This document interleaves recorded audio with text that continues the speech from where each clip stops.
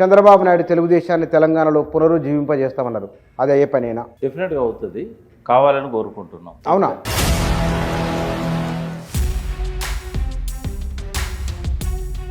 కేవలం ఆయన ఒక్కడే రాడు ఈసారి.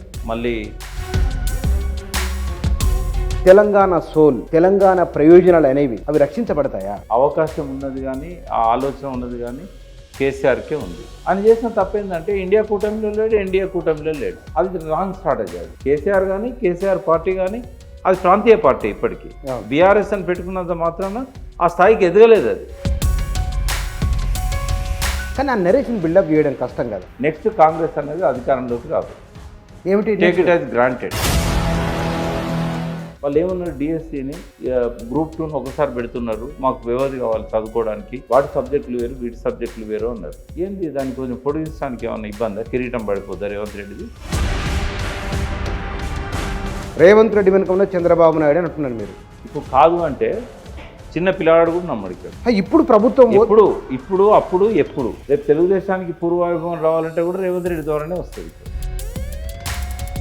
నిరుద్యోగులే కదా, ఆ నిరుద్యోగ యువత లేకుండా ఈ పార్టీ అధికారంలోకి రాలే కదా.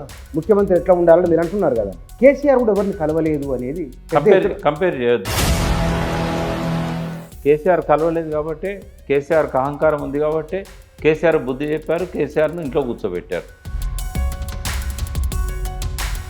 బీఆర్ఎస్ బీజేపీలో మెర్జింగ్ అనే రకరకాల చాలా ఊహాగానాలు వస్తున్నాయి. అది బిడ్డను బయటికి తీసుకురావడానికి పార్టీని తాకట్టు పెట్టే అంత అటువంటి మనిషి కాదు ఆయన.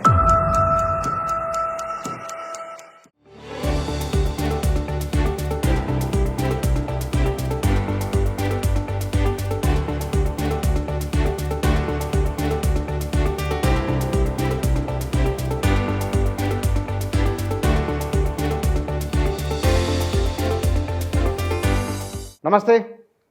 ఆంధ్రప్రదేశ్ ముఖ్యమంత్రి చంద్రబాబు నాయుడు తెలంగాణలో కూడా తెలుగుదేశాన్ని పునరుజ్జీవింపజేస్తామని అంటూ ఉన్నారు. రాష్ట్రం విడిపోయింది. తెలంగాణ ఉద్యమం జరుగుతున్నప్పుడు చంద్రబాబు నాయుడు స్టాండ్ ఏమిటో కూడా అందరికీ తెలిసిందే. మరి ఇప్పుడు నిజంగానే తెలుగుదేశం పార్టీ ఇక్కడ మళ్ళీ రివైవ్ అవుతుందా? అయ్యే అవకాశం ఉన్నదా? మరి బీఆర్ఎస్ భవిష్యత్తు ఎట్లా ఉండబోతున్నది? రోజుకో ఎమ్మెల్యే ఎమ్మెల్సీ నుంచి ఈ పార్టీ నుంచి వదిలి కాంగ్రెస్లోకి వెళుతూ ఉన్నారు. మరి నిజంగానే కాంగ్రెస్ పార్టీ బలం పెంచుకుంటుందా? తెలంగాణ రాష్ట్ర రాజకీయాలలో జరుగుతున్న ఒకానొక చర్చ, తెలుగుదేశంతో పాటు జరుగుతున్న పరిణామాలు, భవిష్యత్తు ఎట్లా ఉండవచ్చు అనే అంశాలపైన మన రాజకీయాల గురించి మన దగ్గర సామాజిక రాజకీయ విశ్లేషకులు వి ప్రకాష్ గారు ఉన్నారు. వారితో మాట్లాడదాం. సార్ నమస్కారం. నమస్తే పూజాను. సార్, బహుశా ఈ 6-7 నెలల కాలంలో మనం చాలా విషయాల మీద మాట్లాడినాం. విపరీతమైన స్పందన కూడా వస్తున్నది. ఆ పరంపరలోనే ఇదొక ఇంటర్వ్యూ. సార్, చంద్రబాబు నాయుడు తెలుగుదేశాన్ని తెలంగాణలో పునరుజ్జీవింపజేస్తామన్నారు. అది అయ్యే పనేనా? అవుతుందా? అవకాశాలు ఎట్లున్నారు? డెఫినెట్గా అవుతుంది, కావాలని కోరుకుంటున్నాం. అవునా? ఎందుకంటే పోలరైజేషన్ జరగాలి. ఎక్కడి సరికి అక్కడికి వెళ్ళిపోవాలి. ఎట్నుంచి వచ్చిన వాళ్ళు అట్నుంచి పోవాలి. పోతే నికార్సైన తెలంగాణ బిడ్డలు, తెలంగాణ ఉద్యమకారులు, తెలంగాణ పట్ల ఆసక్తి ఉన్నవాళ్ళు, తెలంగాణ ఎందుకోసం కొట్లాడినామో తెలిసిన వాళ్ళు మిగులుతారు. కాబట్టి ఈ జల్లెడబట్టినట్టు అవుతుంది. ఒక స్టేజ్కి వచ్చినాక ఫిల్టర్ కావాల్సిందే. కాబట్టి చంద్రబాబు నాయుడు రావడానికి ప్రయత్నం చేస్తున్నట్టుగా మొన్నట ఆయన ప్రసంగం, ఆయనకు ఇక్కడ వాళ్ళ కార్యకర్తలు కానీ ఆయన అనుయాయులు కానీ స్వాగతం పలికిన తీరు, ఇవన్నీ కూడా ఏంటంటే మళ్ళీ ఇక్కడ పార్టీని పునరుద్ధరించే ప్రయత్నం జరుగుతూ ఉంది. కేవలం ఆయన ఒక్కడే రాడు ఈసారి. మళ్ళీ బీజేపీని కలుపుకొని, పవన్ కళ్యాణ్ లాంటి వాళ్ళని కలుపుకొని, చిన్న చిత్క పార్టీలు అన్నింటిని కలుపుకొని, సిపిఐ సిపిఎంలు కూడా బహుశా ఆయనతో పోవచ్చు. ఒక మహాకూటమి లాంటి ఒక వ్యవస్థ మళ్ళీ ఏర్పడుతుంది, డెఫినెట్గా ఏర్పడుతుంది. కాంగ్రెస్ ఉంటుంది, బీఆర్ఎస్ ఉంటుంది. ఒకవేళ రేవంత్ రెడ్డి ఇచ్చిన స్ఫూర్తితోని, అంటే ఒక మామూలు వ్యక్తి కూడా రాజకీయాల్లో ఎప్పుడు మంత్రి కాని వ్యక్తి కూడా ముఖ్యమంత్రి కావచ్చు అనే ఒక మెసేజ్ ఇచ్చిండు. కాబట్టి ఇంకా కొంతమంది కొత్త వాళ్ళు పార్టీలు పెట్టుకోవచ్చు, కొద్దిగా జనం బలం ఉన్నవాళ్ళు, ఇట్లాంటి వాళ్ళు పెట్టుకోవచ్చు. బట్ మల్టీ కంటెస్ట్ అనేది, పార్టీస్ మధ్య కంటెస్ట్ అనేది నెక్స్ట్ పోతాం మనం. బట్ ఏది ఏమైనా దానికి ఇంకా టైం ఉంది. ఈ లోపల పోలరైజేషన్ అంతా జరుగుతూ ఉంటుంది. కానీ ఇక్కడ ఏ మాట కామాట కేసీఆర్ మీద ఎంత కోపం ఉన్నా సరే, తెలంగాణ విషయం వచ్చేవరకల్లా ఇప్పటికీ కేసీఆర్ పట్ల అనుకున్న స్థాయిలో సానుభూతి ఏమీ రాలేదు. ఉమ్, నేను చాలామందితో మాట్లాడినా, మన ఇంటర్వ్యూ చూసి మాట్లాడాను నేను. ఉమ్. అరే కేసీఆర్ ఇది చేయకుంటే బాగుండే కదా అని అంటున్నారు. కన్సర్న్ అయితే ఉన్నమాట వాస్తవం, కానీ బలమైంది రాలేదు. ఇక్కడ తెలంగాణ సోల్, తెలంగాణ ప్రయోజనాలు అనేవి అవి రక్షించబడతాయా? నేను అనేది ఇప్పుడు తెలంగాణ ప్రయోజనాలను రక్షించాలనే ఆలోచన ఉన్నది ఎంతమందికి? ఉమ్, ఊరికే అట్లా పైకి చెప్తారు. బట్ అవకాశం ఉన్నది కానీ ఆ ఆలోచన ఉన్నది కానీ కేసీఆర్కే ఉంది. ఇప్పటికైనా కూడా అసంపూర్తిగా ఆయన వదిలిపెట్టిన లక్ష్యాలు ఏంటో తెలిసిన వ్యక్తి ఆయనే. ఆయన ఎంతవరకు చేయాలనుకున్నాడో ఎంతవరకు చేశాడు, ఇంకేం మిగిలింది, చేసిన దాన్ని ఎట్లా కాపాడుకోవాలి, ఈ విషయాలన్నీ ఆయనకే తెలుసు. రేవంత్ రెడ్డి కానీ రేపు ఇంకొకరు కానీ ఎవరు వచ్చినా కూడా వాళ్ళకి ఆ సీటు మీద మోజు ఉంటుంది కానీ ఈ ఒక విజన్తో ఈ ప్రాంతాన్ని అభివృద్ధి చేయాలని ఉండదు వాళ్ళకి. నేను ముఖ్యమంత్రి అయితే బాగుండు, ఆయన పద్ధతిలో ఆయన డెవలప్ చేస్తాడు.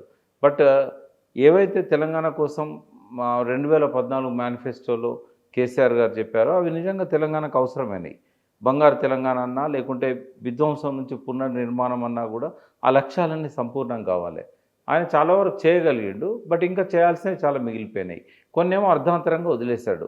ఇవన్నీ మళ్ళీ పూర్తి కావాలంటే మళ్ళీ ఆయనో లేకుంటే ఆయన అనుచరులు ఎవరో ఒకరు ఆ స్థానంలోకి వస్తే తప్ప కాదు. అది ఈ కాంగ్రెస్ నుంచో టీడీపీ నుంచో తెలంగాణ ప్రయోజనాలను అయితే నేను ఆశించడం లేదు.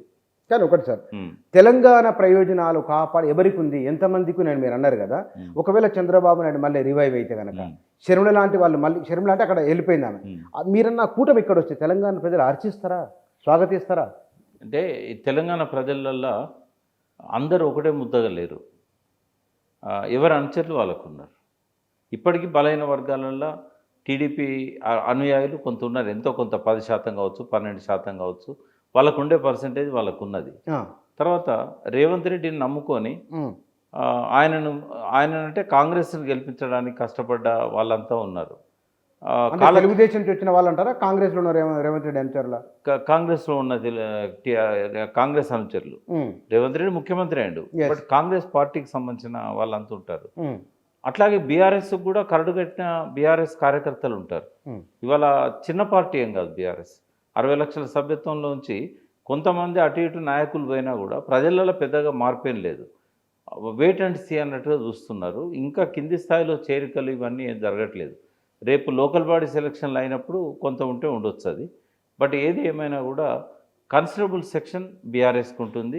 వాస్తవంగా చెప్పాలంటే ఇవాళ బీజేపీ పార్లమెంట్లో ఓటు షేర్ తీసుకున్నా కూడా ప్రజలలో ఇప్పటికీ థర్డ్ పొజిషన్ అది బీజేపీది. ఓట్ల మనకు ఎంపీ సీట్లలో సెకండ్ పొజిషన్ రావచ్చు. ఇది ఎట్లుంటుందంటే 8 మంది ఎమ్మెల్యేలు గెలిచిన పార్టీకి 8 ఎంపీ సీట్లు వస్తాయా? రావు. అయితే కేంద్ర రాజకీయాలు అనేటివి పార్లమెంట్ ఎన్నికల్లో ప్రధాన స్థానంలో ఉంటాయి. అక్కడ బలమైన పార్టీలు రెండే, ఒకటి బీజేపీ, ఒకటి కాంగ్రెస్. బీఆర్ఎస్ ఈ రెండిట్లో లేదు కాబట్టి బీఆర్ఎస్ యొక్క తప్పుడు స్ట్రాటజీ వల్ల బీఆర్ఎస్ ఓట్ బ్యాంక్ అంతా కూడా ఈ రెండు పార్టీలలో ఎటో దిక్కు పోవాల్సి వచ్చింది. ఎక్కువ బీజేపీ పోలరైజ్ అయింది. బట్ అది పార్లమెంట్ ఎన్నికల వరకే. ప్రో మోడీ యాంటీ మోడీ అనే నినాదంతో ఎన్నికలు జరిగినాయి. కాబట్టి ఆ పోయిన వాళ్ళంతా బీజేపీతో ఉంటారనుకోవడం పొరపాటు. కాబట్టి ఖచ్చితంగా బీఆర్ఎస్ స్ట్రెంత్ బీఆర్ఎస్కి ఉంది. ఐజాన్ టుడే లోకల్ బాడీ సెలక్షన్స్లో కావచ్చు, అసెంబ్లీ స్ట్రెంత్లో కావచ్చు, వాళ్ళది ఒక 35 కంటే తగ్గకుండా ఉంటుంది. 1/3 అయితే ఖచ్చితంగా ఉంది బీఆర్ఎస్కి. కానీ మీరు ఒక మాట అన్నారు, ప్రజలలో అంటే నంబర్లనేమో అది పెద్దగానే ఉంది, ప్రజల్లో 3వ స్థానం ఉన్నారు. 3వ స్థానం బీజేపీ. అది కొంచెం డిఫైన్ చేయండి దీన్ని. ఎట్లా అంటే ఇప్పుడు ఎన్నికలు వచ్చినప్పుడు లోకల్ బాడీస్ ఎన్నికలు వస్తాయి. నువ్వు ఎంత పార్టీ గుర్తు మీద నిలబెట్టినా కూడా స్థానిక కార్యకర్త, స్థానిక నాయకుడే బలం. అక్కడ లోకల్గా అతను ప్రజలకు అందుబాటులో ఉన్నాడా? వాళ్ళకు ఉండేటి రెండే పెద్ద పనులు, ఒకటేమో పోలీస్ స్టేషన్, ఒకటి దవాఖానా. ఈ రెండిట్లా వాళ్ళు హెల్ప్ చేస్తుండ్రా. కాబట్టి నువ్వు ఒక మంచి వ్యక్తి ఇండిపెండెంట్గా పోటీ చేసినా గెలుస్తాడు లోకల్ బాడీస్లో. పార్లమెంట్కి వచ్చేసరికి నీ ఓటు ప్రతిపక్ష పార్టీగా అధికార పార్టీగా రెండే ఉంటాయి. అయితే కేసీఆర్ ఆ గట్టున లేడు, ఈ గట్టున లేడు, 2 గట్లలో ఎక్కడ లేడు. ఎటో గట్టున ఉండాలి కదా. అవును. ఆయన చేసిన తప్పేందంటే ఇండియా కూటమిలో లేడు, ఎన్డీఏ కూటమిలో లేడు. అది రాంగ్ స్ట్రాటజీ. అది ఈయన ఒక్కడికే కాదు, నవీన్ పట్నాయక్ ఈ 2 కూటమిలలో ఎన్నో లేడు, ఆయన వేయండు. జగన్ ఈ 2 కూటమిలలో జగన్ వేయండు. ఈ 2 కూటమిలో ఉన్న వాళ్ళు చూపెట్టగలిగిన వాళ్ళ పర్ఫార్మెన్స్. Yes definite. నితీష్ కావచ్చు, మమత కావచ్చు, ఆ, అక్కడ అఖిలేష్ కూడా. తమిళనాడు స్టాలిన్ కావచ్చు, Yes. అఖిలేష్ కావచ్చు, ఒకప్పుడు కుమారస్వామి కావచ్చు, వీళ్ళంతా ఏంటంటే ఒకప్పుడు కేసీఆర్తో వచ్చిన వాళ్ళే. అవును. కానీ వాళ్ళు ఏమనుకుంటుంటే పార్లమెంట్ ఎన్నికలు వచ్చేసరికి మనం ఎటో ఒక దిక్కు లేకపోతే మనం నోవేర్ అవుతాం అనేది వాళ్ళకి అర్థమైంది. కేసీఆర్ కదా అర్థం కాలే. కేసీఆర్ ఒక రాంగ్ స్ట్రాటజీ తీసుకున్నాడు. నేను మొదటి నుంచి కూడా చెప్తూ వచ్చిన, నువ్వు ఏదో ఒకటి వ్యూహంలో నీకు ఎవడో ఒకటి శత్రువు ఉండాలి. నువ్వు ఇద్దరిని శత్రువుగానే పెట్టుకున్నట్టయితే నీ జాతీయ స్థాయి పార్టీ కాదు కదా. పేరు పెట్టుకున్నంత మాత్రం జాతీయ స్థాయి నాయకుడు కాదు కదా. కేసీఆర్ కానీ కేసీఆర్ పార్టీ కానీ అది ప్రాంతీయ పార్టీ. ఇప్పటికీ బీఆర్ఎస్ అని పెట్టుకున్నంత మాత్రాన ఆ స్థాయికి ఎదగలేదు. అది ఎదగనప్పుడు నువ్వు ఎటో ఒక దిక్కు ఉండాలి కదా. అసెంబ్లీలో రుజువు అయిపోయింది, నువ్వు జాతీయ స్థాయిలో ఉండలేవు అనేది అర్థమైంది. అర్థమైనప్పుడు ఏం చేయాల్సి ఉండే, పార్లమెంట్ ఎన్నికల్లో ఏదో ఒక పార్టీతో అలయన్స్ కావాల్సి ఉండే, లేదా వాళ్ళు ఎవరిని అలయన్స్ అడగకపోయినా కూడా తను ఒక స్టాండ్ తీసుకోవాల్సి ఉండే. అప్పుడు ఏం ఆయన స్టాండ్ తీసుకుంటే బాగుండేదంటే కాంగ్రెస్ 16 గెలిచినా పర్లేదు కానీ బీజేపీ మాత్రం ఒక్క సీటు కూడా గెలవకుండా అడ్డుకోవాలని చెప్పాల్సి ఉండే. ఎందుకంటే అసెంబ్లీలో మాత్రమే కాంగ్రెస్ శత్రువు, పార్లమెంట్ ఎలక్షన్లో వచ్చేసరికి బీజేపీ శత్రువు. కానీ ఆ నరేషన్ బిల్డప్ చేయడం కష్టం కదా. చేయలేకపోయాడు. ఎందుకంటే చేయాల్సి ఉండే, ఎందుకంటే తన మనుగడ కోసమైనా తన క్యాడర్ను బీజేపీ పోకుండా కాపాడుకోవాల్సి ఉండే. అందరికీ తెలిసి ఈ తెలంగాణలో ప్రతి ఒక్కరికి తెలిసి ఏంటంటే నెక్స్ట్ కాంగ్రెస్ అనేది అధికారంలోకి రాదు. ఏమిటి? Take it as granted. ఎందుకు అంటే ఈ 8 నెలల్లో వాళ్ళ ప్రయాణమే చూపెడుతున్నది. ఈ 8 నెలల ప్రయాణము ట్రాక్ మీద లేదు. ఆ పార్టీ, ఆ ప్రభుత్వం ట్రాక్ మీద లేదు. ఇవాళ అన్నీ మళ్ళీ మొదలైనవి. ఒకటి ఇండికేటర్ ఏంటంటే ఫస్ట్ రైతుల ఆత్మహత్యలు స్టార్ట్ అయినాయి. అంటే ఇదివరకు ఎట్లుండేదంటే చాలా ఎప్పుడో ఒకప్పుడు 1, 2 అరవై జరిగేది. ఇప్పుడు ఎవ్రీడే జరుగుతున్నాయి ఆత్మహత్యలు. చేనేతకారుల ఆత్మహత్యలు ఎవ్రీడే జరుగుతున్నాయి, మళ్ళీ స్టార్ట్ అయినాయి అన్ని దిక్కులు, అన్ని సెంటర్స్లలో. తర్వాత అదివరకు కేసీఆర్ ఇచ్చిన చాలా వరకు ప్రయోజనాలు ఇప్పుడు ప్రజలకు అందడం లేదు. తర్వాత మళ్ళీ హాస్టళ్ళల్లో దొడ్డు బియ్యం మొదలైనవి, పురుగుల బియ్యం మొదలైనవి. తర్వాత ఆయన ఏవైతే సరే ఇప్పుడు అతి కష్టం మీద 2 లక్షల రుణమాఫీ చేస్తాడు. ఎందుకు చేస్తాడంటే లోకల్ బాడీ సెలక్షన్లే కాబట్టి చేస్తాడు. కానీ ఏ పథకం కూడా సమగ్రంగా అమలు జరగదు. ఇప్పుడు ఆల్రెడీ నోటీసులు ఇస్తున్నారు. ఇదివరకు రైతు బంధు ఇచ్చిన వాళ్ళకి మళ్ళీ రికవరీ కోసం నోటీసులు ఇస్తున్నారు. తర్వాత సింగరేణి అనర్హులు అర్హులు అని ఎవరు డిసైడ్ చేశారు? కేసీఆర్ ఏమన్నా అనర్హుల గురించి చెప్పిండా? తర్వాత సింగరేణి గనులలో మళ్ళీ అగిపుట్టింది. మళ్ళీ అక్కడ ఏంటంటే వేలం వేయడం మొదలైంది. ఏదో క్రిమినల్ చట్టం అట, ఎర్ర చట్టం మళ్ళీ మొదలైందట. వాళ్ళ మీద అణచివేత, ఎవరి కార్మికులకు ఎవరికి సంఘాలకు తెలపకుండానే ఏకపక్షంగా నిర్ణయాలు జరుగుతూ ఉన్నాయి. ప్రణాళికలు ఎక్కడ తయారవుతున్నాయో తెలియదు. నేను సింగరేణి సీఎండీ పోయి ఒక పత్రికాధిపతికి కలిసిండు. అవసరమా ఇట్లాంటివన్నీ? ఆయన ఆ పత్రికాధిపతికి ఉన్న గవర్నమెంట్లో భాగం ఉందా? ఇట్లాంటివన్నీ జరుగుతూ ఉన్నాయి. రెండో అంటే సీఎండీ కలిసిండ పోయి ఆంధ్రజ్యోతి ఎడిటర్ గారిని కలిశాడు. ఎడిటర్ ప్రణాళికలు అంటే ఆయన అడిగి ఇంకా కొంత ఎందుకో ఇవన్నీ ఎందుకు జరుగుతున్నాయి, ఆయన వెనకాల ఎవరున్నారో అందరికీ తెలుసు. ఇవన్నీ ఇప్పుడు సింగరేణి అక్కడ పెడదాం. ఎక్కడ ఎవరు నిరుద్యోగులు ఉన్నారు? వాళ్ళే కదా బస్సులు వేసుకొని పోయి జైగొట్టి రేవంత్ రెడ్డిని గెలిపించింది. ఆ పార్టీని అధికారంలో తేవడంలో నిరుద్యోగుల పాత్ర లేదా? వాళ్ళకి ఏం పట్టిందని చెప్పి బస్సులు వేసుకొని పోయి ఊరూరా తిరిగి తల్లిదండ్రులను కూడా, అరే మాకు రైతు బంధు వస్తుందిరా, మాకు మంచిగా ఉంది పరిపాలన అంటే కూడా లేదు, మా సంగతి ఏంది, మాకు ఉద్యోగాలు ఇస్తాండా కేసీఆర్ అని చెప్పి. అంటే అసత్యాలను అబద్ధాలను నమ్మి ఆ రోజు తప్పుదారి పెట్టిన వాళ్ళు ఇవాళ తెలుసుకున్నారు. ఇవాళ రేవంత్ రెడ్డి ఇచ్చిన హామీలేవో అమలు జరుగుతలేవు అనేది అర్థమైంది వాళ్ళకి. తర్వాత ఈ ప్రభుత్వము ప్రజల గురించి ఆలోచించట్లేదని చెప్పడానికి అతి సామాన్యమైన సాధారణమైన కోరికలు నిరుద్యోగ యువకులై వాళ్ళు ఏమన్నారు, డిఎస్సిని గ్రూప్ 2ను ఒకసారి పెడుతున్నారు, మాకు వ్యవధి కావాలి చదువుకోవడానికి, వాటి సబ్జెక్టులు వేరు వీటి సబ్జెక్టులు వేరు అన్నారు. ఏంది దాన్ని కొంచెం పొడిగించడానికి ఏమన్నా ఇబ్బందా? కిరీటం పడిపోద్దా రేవంత్ రెడ్డిది? రెండవది 50లో ఒక్కరిని కాకుండా 100 మందిలో ఒక్కరిని సెలెక్ట్ చేయండి గ్రూప్ 1 అని చెప్పారు. ఏమన్నా ఇబ్బందా? దీనిలో ఏమన్నా ఆర్థిక సమస్యలనే? రేవంత్ రెడ్డి ఏమన్నంటే ఖజానా ఖాళీ చేసిపోయినాడు. మరి ఇందులో ఖజానా ఇన్వాల్వ్మెంట్ లేదు. డిఎస్సిది గ్రూప్ 2 గ్రూప్ 1 కొంచెం ముందుకు జరపడానికి వాళ్ళే అడుగుతాను కదా, నిరుద్యోగులే అడుగుతాను, మాకు ఈ టైం సరిపోతలేదు కొద్దిగా పోస్ట్పోన్ చేయండి అంటున్నారు. తర్వాత ఏదైతే డిఎస్సి పెట్టిండో మీరు మెగా డిఎస్సి అన్నారు, కేవలం ఒక 5,000 పోస్టులు కలిపి మెగా డిఎస్సి అన్నారు. అదివరకు ఇచ్చిన బీఆర్ఎస్ గవర్నమెంట్ ఇచ్చిన 6,000కు 5,000 కలిపి 11,000 అంటుండ్రు. మీరు 25,000 అని మాట ఇచ్చిండ్రు, కొంచెం పెంచండి అని అంటున్నారు. అంటే ఇవన్నీ ఏమన్నా అసాధ్యమైనయా? పోనీ ఇవన్నీ పక్కకు పెడదాం. కొద్దిగా లాఠీ చార్జీలు అవుతున్నాయి, అరెస్టులు చేస్తున్నారు, నిరుద్యోగులు రోడ్లు ఎక్కిండ్లు, ధర్నాలు చేస్తున్నారు. వాళ్ళతో మాట్లాడడానికి ముఖ్యమంత్రికి భేషజాలు ఎందుకు అడ్డం వస్తున్నాయి? అంటే ఇప్పుడు అన్నం ఉడికిందా లేదా అంటే ఒక మెతుకుబట్టి చూస్తే తెలుస్తుంది. రేవంత్ రెడ్డి పనితీరు ఎట్లుంది, కాంగ్రెస్ పార్టీ పనితీరు ఎట్లుంది, ఇప్పటి వరకు ఒక పాలసీ ప్రకటించలేదు. ఒక ఐటీ పాలసీ లేదు, ఒక వ్యవసాయ పాలసీ లేదు, ఒక ట్రైబల్ పాలసీ లేదు, ఒక ఎడ్యుకేషన్ పాలసీ లేదు. సరే కేసీఆర్ని తిట్టింది హైయర్ ఎడ్యుకేషన్కి ఏం చేసిండని. వీళ్ళు ఏం చేసిండ్రు? వీళ్ళు వైస్ ఛాన్సలర్ని అపాయింట్ చేసిండ్రు ఇప్పటిదాకా. ఎంతకాలం అయింది అయిపోయి? అన్నీ ఇప్పుడు ఏ యూనివర్సిటీ చూసినా కూడా స్పెషల్ ఆఫీసరే కదా. గ్రామ ఎలక్షన్స్ పెట్టాల్సింది లోకల్ బాడీస్కు పెట్టలేదు, అన్నిటికీ మళ్ళీ స్పెషల్ ఆఫీసర్సే. ఎక్కడ మంచిగా ఉందండి ఈ పాలన? అంటే పోనీ మేడిగడ్డ లాంటి సత్వరమే రిపేర్లు చేపడితే నెక్స్ట్ యాసం కన్నా నీళ్ళు అందించేవాళ్ళు, అది కూడా చేయకపోతుంది. ఆ పీసీ గోస్ట్ కమిటీ వచ్చి చెప్పేదాకా, విజిలెన్స్ కమిటీ చెప్పేదాకా దాన్ని మొదలే పెట్టకపోతుంది. డ్యామ్ సేఫ్టీ అధికారులు సీరియస్గా చెప్పినాక అప్పుడు రిపేర్ల కోసం అవి కొట్టుకపోతాయని చెప్పి కట్ చేసి పెట్టిరి. ఏ ప్రాజెక్టులు పూర్తి అవుతున్నాయి? ఏమనంటే డబ్బు లేదు, డబ్బు లేదు, డబ్బు లేదు. ఎవరి దగ్గర? కేసీఆర్ గవర్నమెంట్లో మాత్రం 25వ తారీఖు వచ్చిందంటే డబ్బులు ఉండేది అకౌంట్లో. ఏ ట్రెజరీలా ఎప్పటికప్పుడు వచ్చే డబ్బులనే ఖర్చు చేసేది. పోనీ ఆయన ఆదాయం పెంచడానికి ప్రయత్నం చేసిండు, 3 రెట్లు పెరిగింది ఆదాయం. ఆయన అధికారంలోకి వచ్చే నాటికి ఉన్న రెవెన్యూ కంటే దిగిపోయే నాటికి 3 రెట్లు ఆదాయం పెరిగింది. నువ్వు ఆదాయం పెంచట్లేదు కదా, ఆదాయం పెంచే ప్రణాళికలు కూడా నువ్వు చేయట్లేదు కదా. ఎక్కడుంది? అంటే 8 నెలలకి మీరు అంచనాకు వస్తారా? 8 కూడా 7వ నెల అన్నం ఉడికిందా లేదా అని చూడడానికి ఎంతసేపు పోవాలి?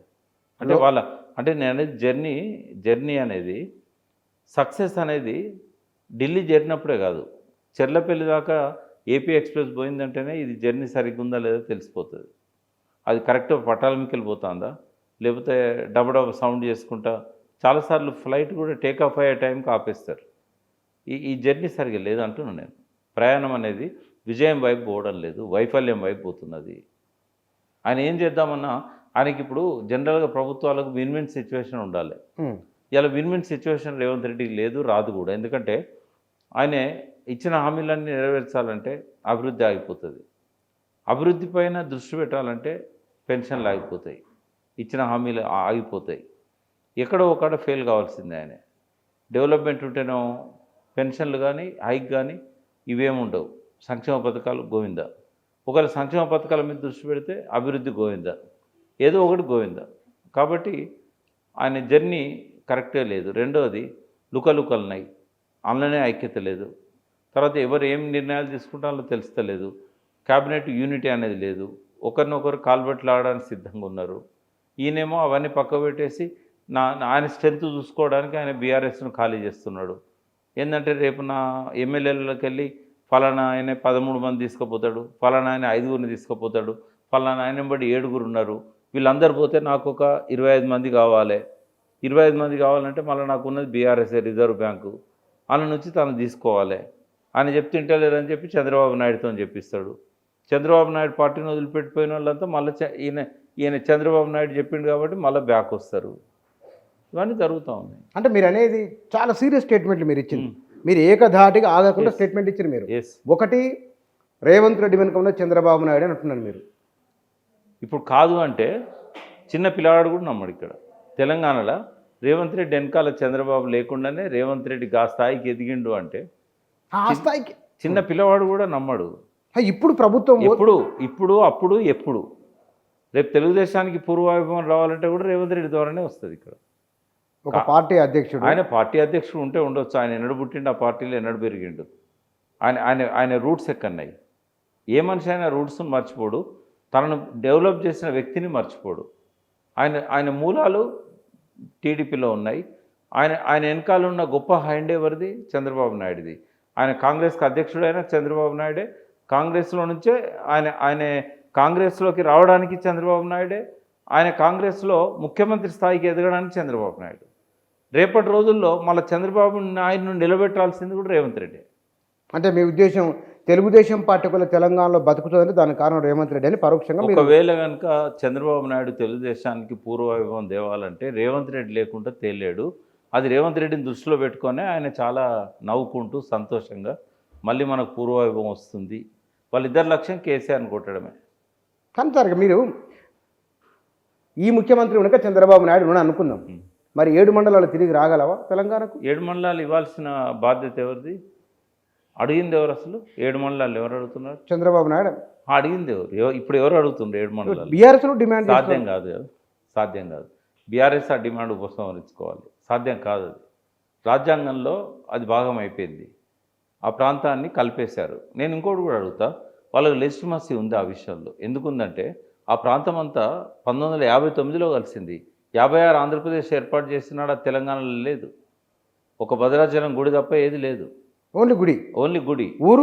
ఊర్లో భద్రాచలం ఊరు గుడి ఇవి మొత్తం తెలంగాణ ఇంతవరకే తెలంగాణకు ఉంది. ఇప్పుడు మనకు అడ్వాంటేజ్ ఏంటంటే ఆ 7 మండలాలు పోతే వేనాయి, కానీ ఇటుపక్క వాజేడు వెంకటాపురం దాకా ఇదివరకు ఆంధ్రలో ఉండేది. తూర్పుగోదావరి జిల్లాలో, పశ్చిమ గోదావరి జిల్లాలో భాగమైన ప్రాంతాలు అవి. అవన్నీ మిగిలినాయి మనకు. కనీసం మీరు విడిపోయిన నాడు ఏది ఉందో గదే తీసుకోండి అంటే మనకు ఆ భద్రాచలం ఊరే మిగిలేది. సమ్మక్క సారక్క బ్యారేజ్ దగ్గర ఉన్న అవతల రోడ్డు కూడా మనకు మిగిలిపోయేది, తాలిపేరు ప్రాజెక్టు మనకు మిగిలిపోయేది, పర్ణశాల మనకు మిగిలిపోయేది, దుమ్ముగూడెం మనకు మిగిలిపోయేది. 7 మండలాలు మనం అడగాల్సిన అవసరం కూడా లేదు, ఎందుకంటే అవి పోకుండా ఫస్టే ఆపుకోవాల్సి ఉండే. పోలవరం యొక్క ఎత్తు తగ్గించాల్సి ఉండే. కానీ పోలవరంలో ఉన్న పరిస్థితి ఏంటంటే అక్కడ బ్యారేజ్ నిలబడాలంటే 50 లక్షల క్యూసెక్స్ ఒకటే రోజు పోయేటట్టు ఉండాలి. మరి అది హైట్ తగ్గించుకోవడానికి వాళ్ళు సిద్ధంగా లేనప్పుడు ఏమవుతుంది? ఇప్పుడు మనం ముంపు అధికంగా ఉండకుండా చూసుకోవాలి. 5 గ్రామాలు ఏవైతే ఉన్నాయో భద్రాచలానికి యువతల పక్కన ఉన్నాయి, అవి తెలంగాణకు పోవడానికి, వాజేడు వెంకటాపురం పోవడానికి ఆంధ్రలో నుంచి పోవాల్సిన పరిస్థితి వచ్చింది. కాబట్టి 5 గ్రామాలు మనం అడుగుతున్నాం, జెన్యూన్ అది.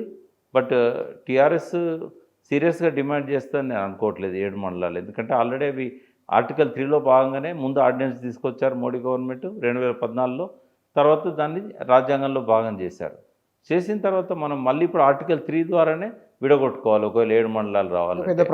ఇంకోటి, పోలవరానికి నీకు అన్ని అనుమతులు ఇచ్చిన తర్వాత 7 మండలాలు నీకు ఎట్లా వచ్చినా కూడా ముంపే ఉంటుంది కదా. ఏం చేసుకుంటాం? మొత్తం ముంపే ఉంటాయి ఆ గ్రామాలన్నీ. 250 గ్రామాలు ముంచి పోలవరం కడుతున్నారు. డీమ్డ్ టు బి యాక్సెప్టెడ్ అని విభజన చట్టంలోనే ఉంది. ఇక మనం తెలంగాణకు వాయిస్ ఎక్కడిది దాన్ని అడగడానికి? చాలా విషయాల మీద తెలియక వాళ్ళు మాట్లాడుతుంటారు. ఈ 5 గ్రామాలను తిరిగి వస్తాయి ఇస్తానని చంద్రబాబు నాయుడు అంటున్నాడు కాబట్టి ఇవ్వచ్చు. వాళ్ళకు కూడా పెద్దగా వాటి మీద పట్టింపు లేదు. ఎందుకంటే మొన్న ముంపు గురైనప్పుడు ఆ 5 గ్రామాలలో తెలంగాణ ప్రభుత్వమే ఆ ప్రజలను ఆదుకున్నది. అక్కడ నుంచి ఆంధ్ర ముఖ్యమంత్రి 5 గ్రామాల కోసం రాలే. కాబట్టి ఆ గ్రామాలు వాళ్ళకే హెడేక్ అవుతుంది. ఆ గ్రామాలు పెట్టుకుంటే వాళ్ళకే ఇబ్బంది అవుతుంది. కాబట్టి తెలంగాణకి కూడా రేవంత్ రెడ్డి అడిగిండు, ఆయన ఇస్తా అన్నాడు. సరిపోయింది. కానీ ఇక్కడ 2 రాష్ట్రాల మధ్య సమస్యలు కూర్చొని 3 దశల్లో పరిష్కారం చేసుకుంటూ ఉన్నారు. ఉన్నతాధికారులు, ఆ తర్వాత కింది స్థాయి వాళ్ళు, పై స్థాయి, 3 స్థాయిలు. పోతిరెడ్డిపాడు సమస్య పరిష్కారం అవుతుందా? అలా లేదు. అది ఆ కమిటీలలో పోతిరెడ్డిపాడు లేదు, వాటర్ ఇష్యూస్ లేవు. సింపుల్గా వాటిని మళ్ళొకసారి మాట్లాడుకుందామని విడిపోయినలు. అసలైనవే కాదు కదా. అది సాధ్యం కాదు కదా. ఎందుకంటే రేవంత్ రెడ్డి చంద్రబాబు నాయుడుతో గొడవ పడితే తప్ప తన తెలంగాణ ప్రయోజనాలను కాపాడలేడు. ఆయన గొడవ పడే అవకాశమే లేదు. కాబట్టి పాలమూరు రంగారెడ్డికి కానీ కృష్ణా ప్రాజెక్టులు ఏవైతే ఉన్నాయో పోతిరెడ్డిపాడు ద్వారా జలచౌర్యం జరిగిన నాళ్ళు, రాయలసీమ ఎత్తిపోతుల పథకం అనేది పనులు జరుగుతున్న నాళ్ళు తెలంగాణ గొడ్డలు పెట్టు. అది రేవంత్ రెడ్డి ఆ తెలంగాణ ప్రయోజనాలను కాపాడే అవకాశమే లేదు. కాబట్టి అది ఎజెండాలో కూడా పెట్టుకోలేదు వాళ్ళు కనీసం. అంటే ఒకవేళ నిజంగానే తెలంగాణ ప్రయోజనాల పట్ల రేవంత్ రెడ్డికి పట్టింపు ఉంటే మొన్నటి మీటింగ్లో రాయలసీమ ఎత్తిపోతుల పథకం అనేది జగన్ కృష్ణానదిని మలుపుకోపోవడానికి పెట్టిండు, దాన్ని ఉపసంహరించుకోవడం అని చెప్పాల్సి ఉండే. చెప్పలేదు, వాయిదేసిండు. ఇక్కడ ఈయన వాయిదేసిండు, అక్కడ రాత్రిపూట పనులు మొదలై నడుస్తున్నాయి. కనీసం నాగార్జున సాగర్ డ్యామ్ మీదకి తెలంగాణ వాళ్ళు పోయేటట్లేదు. ఇప్పుడు మొత్తం పోలీసులు, ఆంధ్ర పోలీసులను పెట్టిండ్రు. 8 నెలలు అయింది, అంటే అసగం వరకు ఉంటుంది. 8 నెలలు అయింది. మరి కనీసము నాగార్జున సాగర్ డ్యామ్ మీద మన ఇద్దరం సామరస్యంగా మాట్లాడుకుందాము, ఎవరికి ఎన్ని నీళ్ళు కావాలనో కేఆర్ఎంబీ చెప్పినట్టు ఇందాము, మీరు విత్డ్రా చేసుకోండి అని అడగాలి కదా రేవంత్ రెడ్డి. అడగలేదు. మూడోది ఏంటంటే కేఆర్ఎంబీకి అప్పచెప్పొద్దని చెప్పి ఆనాడు అసెంబ్లీలో హరీష్ రావు బీఆర్ఎస్ నాయకుల యొక్క ఒత్తిడితోని తీర్మానం పెట్టి ఆ తీర్మానం ప్రకారం కేఆర్ఎంబీకి మేము అప్పచెప్పం ప్రాజెక్టులు అని చెప్పారు. మరి అదే తీర్మానం ఆంధ్ర అసెంబ్లీలో చేయమని చెప్పి చంద్రబాబు నాయుడు అడగచ్చు కదా. అడగలేదు. అంటే ఆంధ్ర తెలంగాణ మధ్య ఉన్న ప్రధాన సమస్య ఇవి చిన్నవి, ఇవి అధికారులు పరిష్కరించాల్సినవి, వాళ్ళు కూర్చొని మాట్లాడుకున్నాయి. ఆ ఇద్దరు ముఖ్యమంత్రుల స్థాయిలో పరిష్కరించాల్సినవి కాదు అది. అధికారుల అలసత్వం వల్లనే వాయిదా పడుతూ వచ్చినాయి. ముఖ్యమంత్రులు గట్టిగా మందలించకపోవడం వల్ల 10 ఏళ్ళు దాటింది. అవి చిన్న సమస్యలు. అవి చట్టమే చెప్పింది ఎట్లా విభజించుకోవాలనో. కాబట్టి వాటి మీద వాళ్ళు కూర్చొని టీ కాఫీలు తాగి విడిపోయిన తప్ప జటిలమైన సమస్యలు ఏవైతే తెలంగాణ ఆంధ్ర మధ్య ఉన్నాయో, ఏవైతే తెలంగాణ వచ్చిన తర్వాత కూడా తెలంగాణ ప్రయోజనాలకు విఘాతం కలుగుతున్నాయో వాటి మీద రేవంత్ రెడ్డి మాట్లాడాలి. మరి రేవంత్ రెడ్డికి ఎవరు చెప్పాలి ఆ సమస్యలు ఉన్నాయని? మీరంటే చెప్పండి. ఆయన పిలిస్తే కదా ఎవరినైనా. ఆయనే ఇప్పుడు ఏ ముఖ్యమంత్రి అయినా తన ముఖ్యమంత్రి కాగానే తనకంతా తెలుసు అనుకుంటారు. ఆయన ఎవరిని అడిగిండు? ఎవరన్నా ఆయన నోటీస్ తీసుకపోయినలా ఈ తెలంగాణ ఆంధ్ర మధ్య ఈ రాయలసీమ ఎత్తిపోతల పథకం ఉంది, దీంతో ఈ సమస్యలు ఉన్నాయని ఎవరన్నా చెప్పారు? ఆయనకి తెలియకపోవడం తప్పు కాదు, బట్ ఆయన తెలుసుకోవాల్సి ఉండే. చంద్రబాబు నాయుడుతో మీటింగ్ కోసము 4 రోజుల ముందు నుంచి ఏర్పాట్లు చేస్తున్నారు కదా. మరి ఇరిగేషన్ వాళ్ళని పిలిచి మనకు తేల్చుకోవాల్సిన సమస్యలు ఏమున్నాయి? ఇవి కాదు కదా, ఇవి చిన్న చిన్న అధికారులు చేసేటి కదా. దానికి శీలాబేడి కమిటీ ఉంది కదా. మీరు తొందరగా ఫలానా డేట్ లోపల రిపోర్ట్ ఇవ్వండి అని చెప్పి మోడీ గారితో చెప్పవచ్చు కదా శీలాబేడి కమిటీకి. దానికోసం ఈ ఎక్సర్సైజ్లు అన్నీ అవసరమా? ఇది కేవలం ప్రజలలో ఒక ఆంధ్ర ప్రజలకు, తెలంగాణ ప్రజలకు, తెలంగాణలో ఉన్న సెటిలర్లకు, తెలంగాణలో టీడీపీ నుంచి వచ్చి ఇప్పుడు బీఆర్ఎస్లో ఉన్న ఎమ్మెల్యేలకు ఒక సంకేతం ఇవ్వడానికి జరిగింది తప్ప వేరే ఏం కాదు. ఏ సంకేతం ఇవ్వడానికి జరిగింది? మళ్ళీ మనం అధికారంలోకి వస్తాము, ఇదంతా నేను అక్కడున్నా, ఇది నాదే, అది నాదే, రెండు కళ్ళ సిద్ధాంతం అని మళ్ళీ తీసుకొచ్చిండు కదా.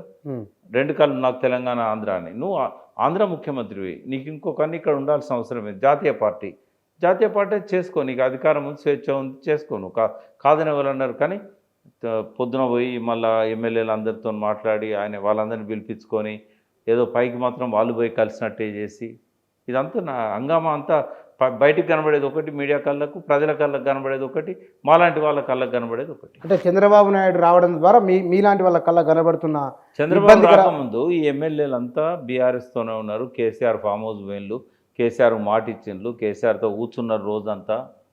చంద్రబాబు రాగానే హడావిడిగా ప్రకాష్ గౌడ్, గాంధీ గారు, గోపీనాథ్, తర్వాత కూకట్పల్లి ఎమ్మెల్యే వివేకానంద వీళ్ళంతా పోయి కలిసినా కలవలేదా? వీళ్ళంతా తెలుగుదేశం ఒకప్పుడు ఆయన శిష్యులే కదా.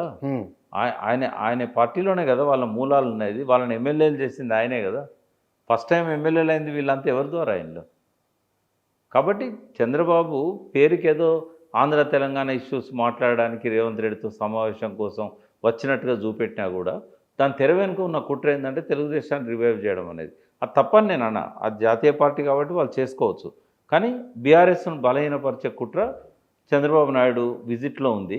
నిజంగానే ఇద్దరి సమావేశంలో డిస్కస్ చేయాల్సినవి చేయకుండా కేవలం పై వాటికి పరిమితం కావడం, ఆల్రెడీ ఒక ప్రాసెస్ జరుగుతున్న దాన్ని స్పీడప్ చేయకుండా మళ్ళీ కమిటీలు వేయడం, ఇవన్నీ కూడా ఏంటంటే ఐవాష్.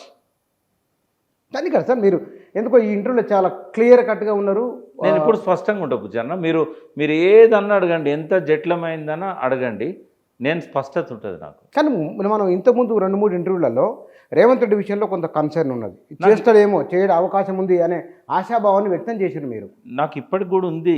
ఆయన అర్థం చేసుకోవాలి. ఆయన ఒక డైలాగ్ అన్నాడు ఒక ఇంటర్వ్యూలో, నేను అవసరానికి తగ్గట్టు ఎదుగుతాను అన్నాడు, కానీ ఎదగడం లేదు అని అంటున్నాను. అవసరానికి తగ్గట్టుగా ఎదగాలి కదా. చంద్రబాబుతో నీ భేటీలో నువ్వు కనుక రాయలసీమ ఎత్తిపోతల పథకాన్ని ఆపాలి, నాగార్జున సాగర్ మీద పోలీసులను ఉపసంహరించుకోవాలి, ఆంధ్ర పోలీసులను, తర్వాత పోతిరెడ్డిపాడు ద్వారా కేఆర్ఎంబీ దగ్గర తీసుకున్న నిర్ణయం మేరకే నీళ్ళని తీసుకుపోవాలి, కేఆర్ఎంబీకి ప్రాజెక్టులు అప్పచెప్పకుండా ఆంధ్ర అసెంబ్లీ తీర్మానం చేయాలి, పోలవరం ముంపు సమస్యను బ్యాక్వాటర్ స్టడీస్ చేసి పరిష్కరించాలి. ఇలా ఒక్కటన్నా పెట్టిండు ఆయనే. నీ కొడంగల్కు నీళ్ళు ఎట్లా తీసుకుపోతావా నువ్వు? రాయలసీమ ఎత్తిపోతల పథకం ఆపకపోతే నీ నియోజకవర్గ ప్రజలకు నువ్వు నీళ్ళు ఇవ్వగలుగుతావా? కేసీఆర్ నిర్మించిన రిజర్వాయర్లు నిండుతాయా ఎప్పటికైనా? కలవకుర్తి నెట్టంపాడు భీమాకు నీళ్ళు వస్తాయా? ఈ అవసరానికి తగ్గట్టుగా ఎదిగే మనస్తత్వమే ఉంటే, ఆయన అన్నదే నిజమైతే ఇవన్నీ ఎందుకు ఎజెండాల భాగం కాలేదు అని నేను అంటున్నా. కానీ రేవంత్ రెడ్డి ఏ అంశాలను సవరించుకుంటే, ఏ అంశాలను గుర్తిస్తే, మీరు డౌన్ఫాల్ అన్నారు కదా, ఢిల్లీకి పోయే ట్రైన్ సరిగా ఉందా లేదా అని చెప్పారు కదా, అంటే దీన్ని గమనం చూస్తే లక్ష్యాన్ని చేరుకోదు, ఇది వైఫల్యం అని మీరు అన్నారు కదా. లాస్ట్ టైం మనం మాట్లాడిన దానికి ఇప్పటికి మధ్యలో ఈ 15 రోజుల్లో చాలా సీరియస్ పరిణామాలు జరుగుతున్నాయి. ఈ 15 రోజులలో ఆయన వర్కింగ్ స్టైల్ కానీ, ఆయన ఆలోచనలు కానీ, ఆయన హ్యాండిల్ చేస్తున్న పద్ధతి చూస్తే ఫెయిల్యూర్ వైపు పోతున్నాడు అనేది ఈ 15 రోజుల్లో నాకు వచ్చిన అభిప్రాయం. అంతకుముందు కొద్దిగా హోప్ ఉండే, అవసరానికి తగ్గట్టు ఎదుగుతాడు. ఇప్పుడు ఆయనే అశోక్ నగర్ పోయి రాహుల్ గాంధీని తీసుకుపోయి నిరుద్యోగులతో మీటింగ్ పెట్టిన వ్యక్తి, వాళ్ళు వచ్చి 10 సార్లు ఇంటి తలుపు తట్టినా కూడా అపాయింట్మెంట్ ఇవ్వకుండా, మాట్లాడకుండా, ఇది ఎక్స్పెక్ట్ చేయలేదు నేను. ఖచ్చితంగా ఆయన అందరికీ అందుబాటులో ఉంటాడని అనుకున్నాం. నువ్వు జ్యోతిబా పూలే పేరు పెట్టి ప్రజాభవన్ అని పెట్టినావు కదా, ఎన్నిసార్లు ప్రజలను కలిసినావు అక్కడ? చంద్రబాబును కలవడానికి పోయినవాడికి ప్రజలను కలవడానికి మొదటి రోజు పోయినావు, మళ్ళీ ఎన్నడన్నా ప్రజలను కలిసినావా? అశాంతితో ఉన్న వాళ్ళని కలిసినావా? పోనీ నువ్వు అదానికో ఇంకొకరికో బొగ్గు గన్లను వేలం వేయాలనుకున్నప్పుడు ట్రేడ్ యూనియన్ నాయకులను పిలిచి మాట్లాడినావా సింగరేణిలో? అంటే అక్కడ కేంద్ర ప్రభుత్వం కానీ ఇక్కడ రాష్ట్ర ప్రభుత్వం కానీ ఆ స్టేక్ హోల్డర్స్ అంటాం మనం, లబ్ధిదారులకు సంబంధం లేకుండా నిర్ణయాలు జరిగిపోతూ ఉన్నాయి. నీ పబ్లిక్ సర్వీస్ కమిషను ఏదైనా డేట్స్ పెట్టేటప్పుడు ఇంకా వేరే ఏమైనా క్లాష్ అవుతున్నాయా అని చూడాల్సిన అవసరం లేదా? డిఎస్సి డేట్స్ ఎప్పుడున్నాయి, public service commission exams dates ఎప్పుడున్నాయి చూడాల్సిన అవసరం లేదా? ఆటలు ఆడుకుంటానా నిరుద్యోగులతోని? వాళ్ళ పునాదులన్నీ వాళ్ళే కదా, మీ పార్టీ పునాదులన్నీ నిరుద్యోగులే కదా. ఆ నిరుద్యోగ యువత లేకుండా ఈ పార్టీ అధికారంలోకి రాలే కదా. మరి నువ్వు వాళ్ళ పట్ల నీకున్న కృతజ్ఞత ఏది? పోనీ ఇప్పటికైనా, ఇప్పుడు రోడ్ల మీద అరెస్టులు చేయబట్టి వారం రోజులైంది, ఐజాన్ టుడే ఈ రోజన్నా కనీసం ముఖ్యమంత్రి కలుస్తున్నాడా? సెక్రటేరియట్లో నిన్నంతా కూర్చున్నాడు. అశోక్ నగర్ నుంచి నిరుద్యోగ సంఘాల ప్రతినిధులను పిలిపించుకొని మాట్లాడవచ్చు కదా. నేను ఒక ఉదాహరణ చెప్తా బుచ్చన్న. 1979 భవనం వెంకట్రామ్ ముఖ్యమంత్రి ఉన్న 79, 80 అనుకుంటా, 80 ఆ ప్రాంతంలో. అయితే నేను ఒకరోజు నా ఉస్మానియా యూనివర్సిటీలో నేను ఎంఏ చదువుతున్నా, డెమోక్రటిక్ స్టూడెంట్స్ ఆర్గనైజేషన్కు నేను సిటీ ప్రెసిడెంట్. అప్పుడు నాంపల్లి జూనియర్ కాలేజీకి వచ్చి ఆ పిల్లల సమస్యల మీద బైకాట్ చేయించి వాళ్ళందరినీ తీసుకుపోయి నాంపల్లి రైల్వే స్టేషన్ దగ్గర రోడ్డు బైఠాయించాను, రాయల్ హోటల్ ముందట. వాళ్ళందరినీ తీసుకుపోయి రోడ్డు మీద ధర్నా పెట్టాం. సార్ మీ లోపల ఎవరన్నా ఒక 5 వస్తే మేము సీఎం గారితో మీటింగ్ ఏర్పాటు చేస్తాం, భవనం వెంకటరామ్ సీఎం దగ్గర మీటింగ్ ఏర్పాటు చేస్తాం, మీరు ట్రాఫిక్ను డిస్టర్బ్ చేయకండి అని అన్నారు. అని ఇప్పుడు తీసుకుపోతారు అంటే రమణారు ఈజ్ వెయిటింగ్ ఎట్ సెక్రటేరియట్ అన్నారు. అందువల్ల నాతో పాటు ఇంకో 5 ఆయన వెహికల్లో పోయినాం. పోగానే నేరుగా భవనం వెంకటరామ్ రూమ్లో పోయినాం, అర్ధగంట సేపు చర్చలు చేసినాం. ఆయన కొన్ని హామీలు ఇచ్చిండు, విత్డ్రా చేసుకున్నాం. ఆనాటి పరిస్థితి ఎట్లుండే, ఇప్పటి పరిస్థితి ఎట్లుంది? నేను ఇక్కడ మీరు మళ్ళీ దీన్ని కంటిన్యూ చేద్దరు. మీరు కాంగ్రెస్ అధికారంలోకి రావడానికి కారణం మీరు అన్నారు కదా, ముఖ్యమంత్రి ఎట్లా ఉండాలని మీరు అంటున్నారు కదా. కేసీఆర్ కూడా ఎవరిని కలవలేదు అనేది కంపేర్ చేయొద్దు వచ్చాను. ఎందుకంటే కేసీఆర్ కలవలేదు కాబట్టి, కేసీఆర్కి అహంకారం ఉంది కాబట్టి కేసీఆర్ బుద్ధి చెప్పారు, కేసీఆర్ను ఇంట్లో కూర్చోబెట్టారు. నువ్వు నేర్చుకోవాల్సిన గుణపాఠం ఏంది? కేసీఆర్ లాగా ఉండాలనుకుంటున్నావు? కేసీఆర్ చేసిన తప్పులన్నీ రేవంత్ రెడ్డి రిపీట్ చేస్తున్నాడు. కేసీఆర్ ఇప్పుడు సరే ఈ వలసలను ప్రోత్సహించింది కాంగ్రెస్ పార్టీలో మొట్టమొదటిసారి రాజశేఖర రెడ్డి. గెలిచిన 26 మంది టీఆర్ఎస్ వాళ్ళల్లో 10 మందిని తీసుకుపోయాడు. అక్కడి నుంచో ఫిరాయింపులు మొదలైనవి. రేవంత్ రెడ్డి స్వయంగా చంద్రబాబు నాయుడు చేతిలో ఫిరాయింపులను ప్రోత్సహించడానికి రెడీ హ్యాండెడ్గా పట్టుబడ్డాడు. నేను అనేది ఒకరినొకరు కంపేర్ చేయాల్సిన అవసరం లేకుండా, ఇప్పుడు తన తప్పుల నుంచి గుణపాఠాలు తీసుకునేవాడు విఘ్నుడు, ఎదుటివారి తప్పుల నుంచి గుణపాఠాలు తీసుకునేవాడు తెలివి కల్లవాడు. ఇంకా విఘ్నుడి కంటే ఇంకా కొంచెం ఎక్కువ, ఎందుకంటే తను తప్పు చేయాల్సిన అవసరం లేకుండా ఎదుటివారి తప్పుల్లో నుంచి గుణపాఠాలు తీసుకున్నాడు.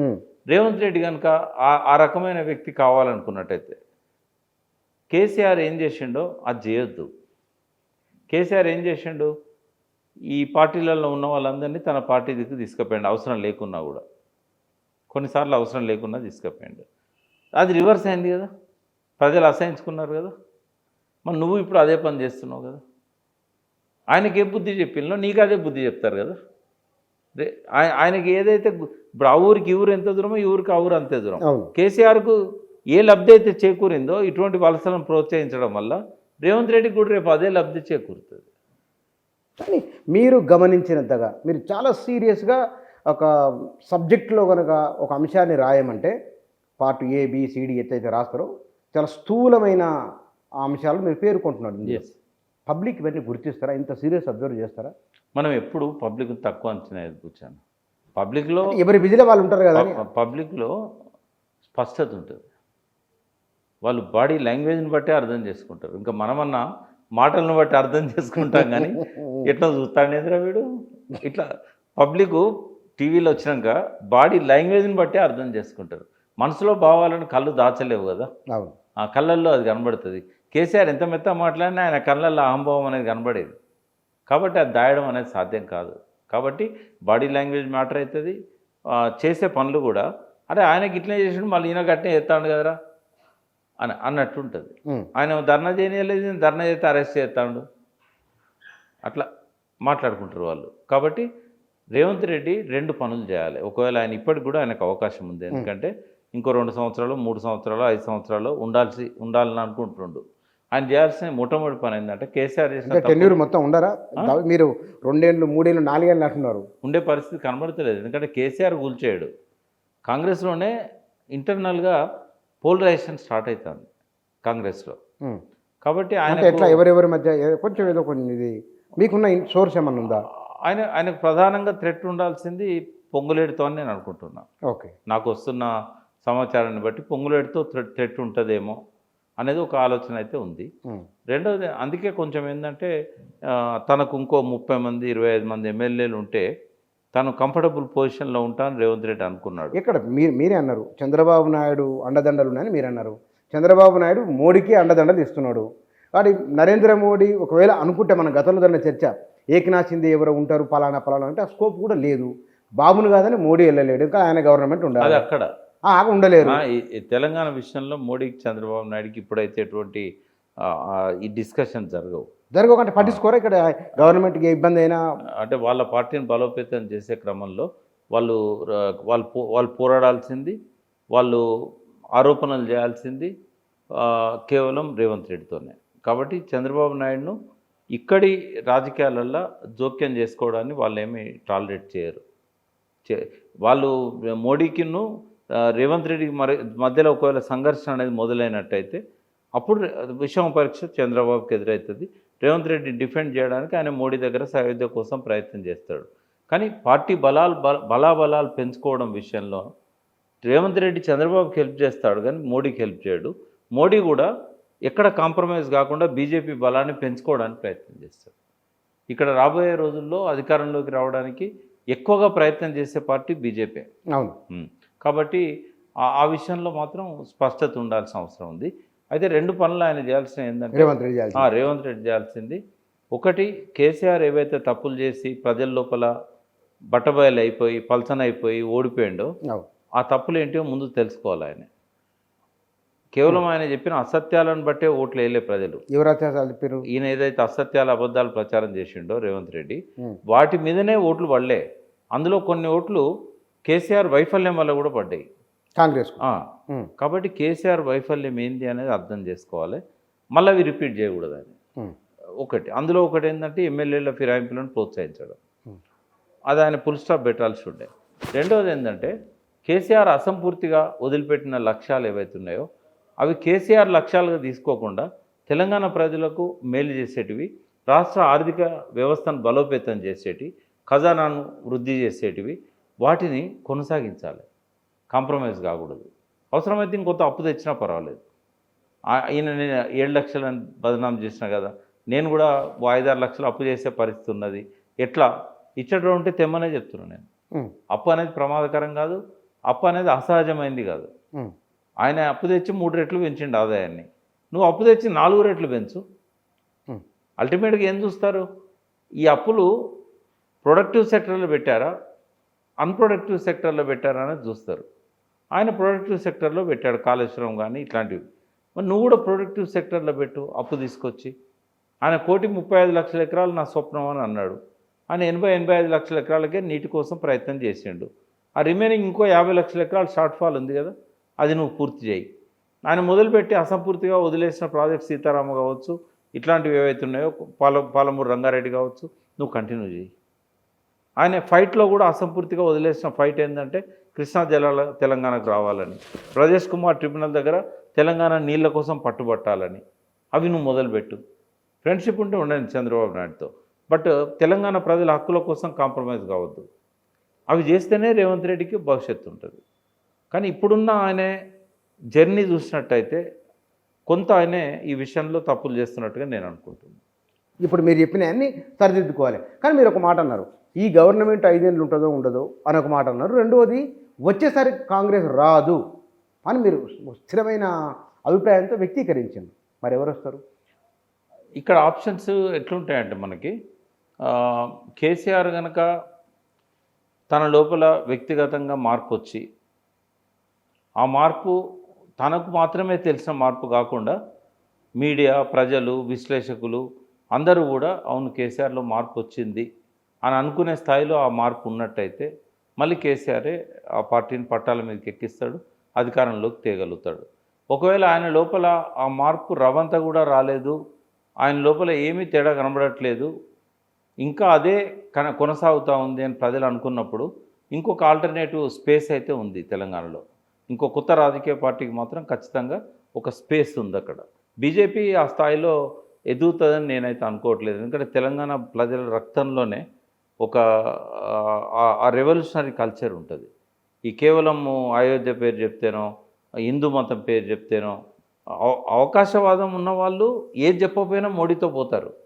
కానీ సాధారణ ప్రజలు కానీ, కార్యకర్తలు కానీ, అవకాశాల కోసం వెతుకుతున్న వాళ్ళు కానీ, వాళ్ళు ఈ తెలంగాణ కల్చర్ వేరు.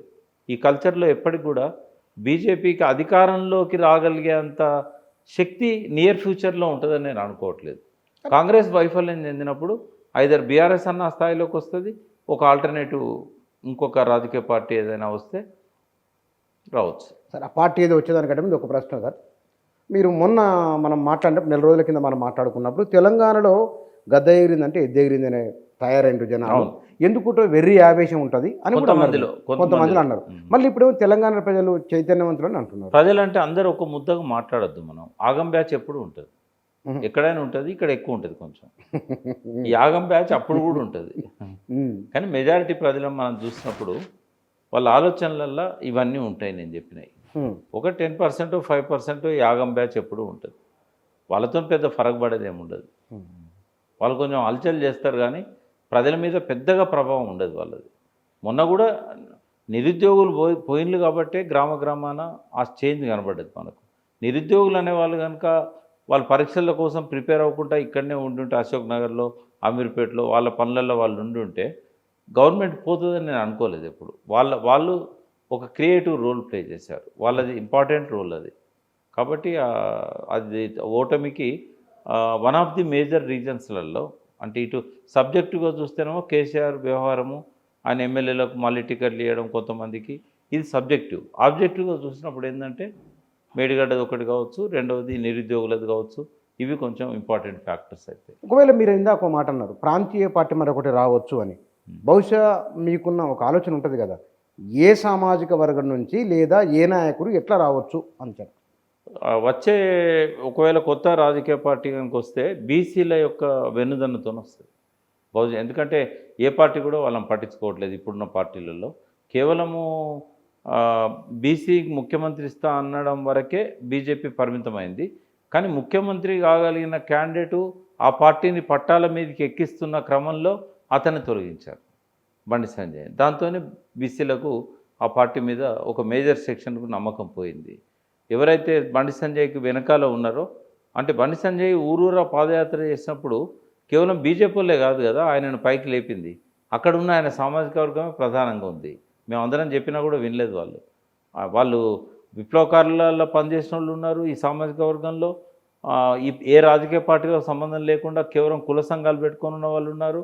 అందరూ కూడా మన కులానికి ఒక అధ్యక్ష పదవి వచ్చింది, పార్టీ అధ్యక్షునిగా ఉండే అవకాశం వచ్చింది. రేపు ఆయనను బలోపేతం చేస్తే ముఖ్యమంత్రి కూడా కావచ్చు.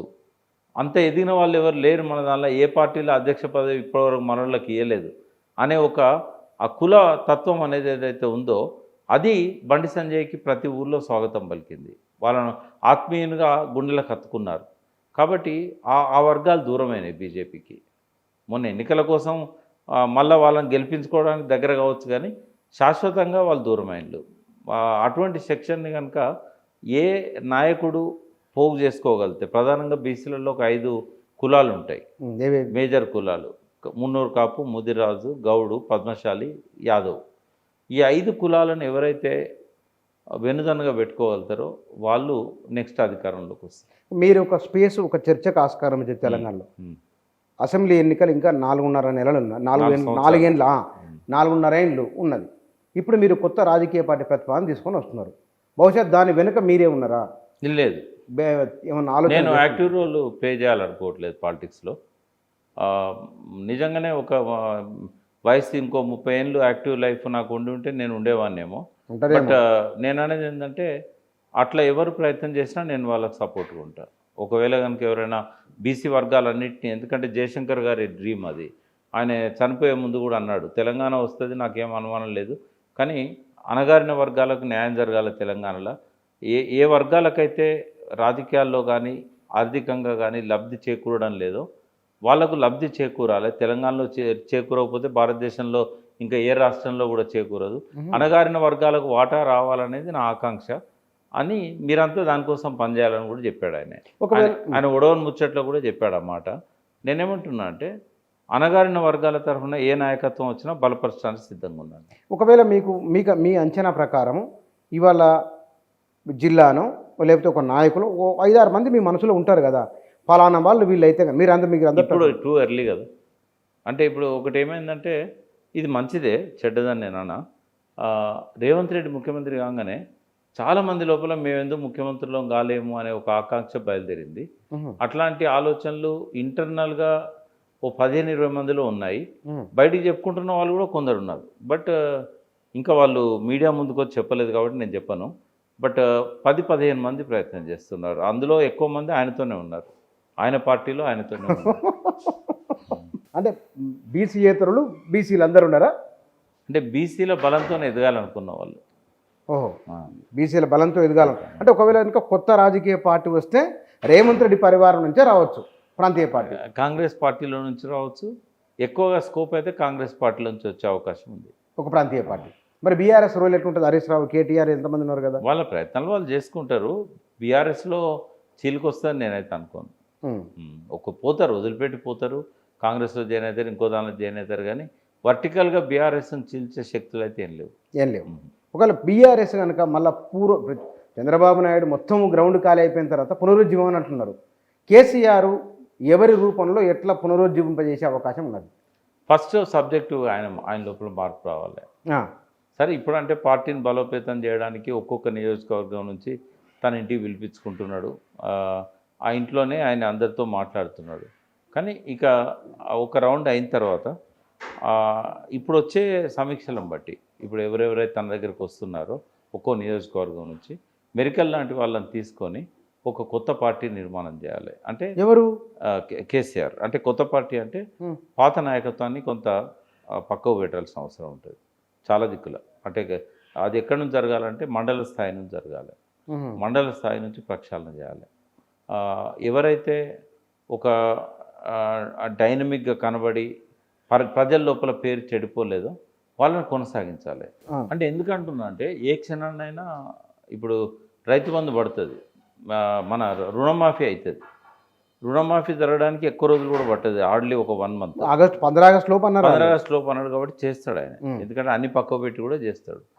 ఎందుకు చేస్తాడు అంటే గ్రామీణ స్థాయి నుంచి పార్టీని, కాంగ్రెస్ పార్టీని బలోపేతం చేయాలంటే చేయాలి అది.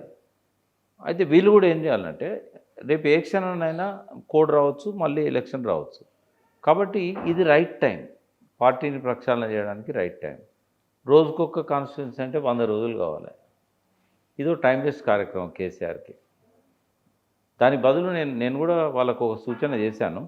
దాని బదులు కనుక ఆయన బస్ యాత్ర పెట్టుకొని రోజుకొక 4 కాన్స్టిట్యున్సీలు పెట్టుకోగలిగితే, నైట్ పడుకోవడం ఓ దగ్గర, బ్రేక్ఫాస్ట్ ఒక దగ్గర, లంచ్ ఓ దగ్గర, సాయంత్రం 4 గంటలకు ఇంకో దగ్గర, ఇట్లా రోజుకో 4 నియోజకవర్గాలు తిరిగి ఉంటే ఒక 20-25 రోజులలో మొత్తం అయిపోయేది.